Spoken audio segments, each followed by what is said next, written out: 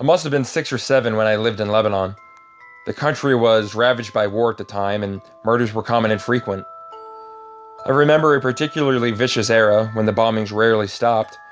I would stay at home, sitting in front of my television, watching a very, very strange show.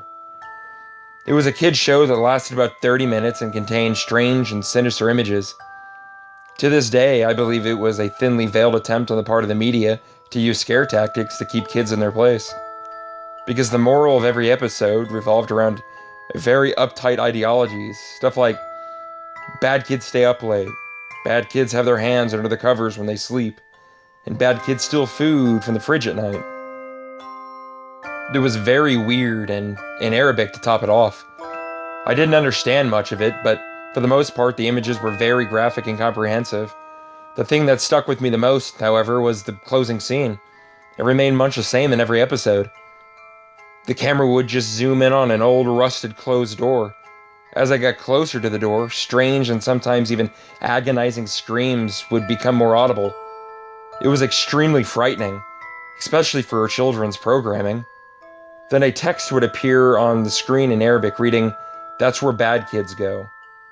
Eventually, both the image and the sound would fade out, and that would be the end of the episode. About 15 or 16 years later, I became a journalistic photographer.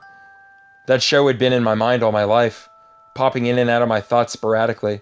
Eventually, I had enough, and decided to do some research.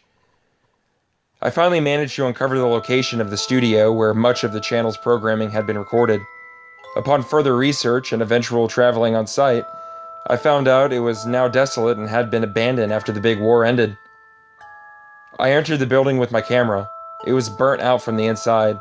Either a fire had broken out or someone wanted to incinerate all the wood furniture. After a few hours of cautiously making my way into the studio and snapping pictures, I found an isolated, out-of-the-way room. After having to break through a few old locks and managing to break the heavy door open, I remained frozen in the doorway for several long minutes. Traces of blood, feces, and tiny bone fragments lay scattered everywhere. It was a small room and an extremely morbid scene. What truly frightened me, though, was what made me turn away and never want to come back.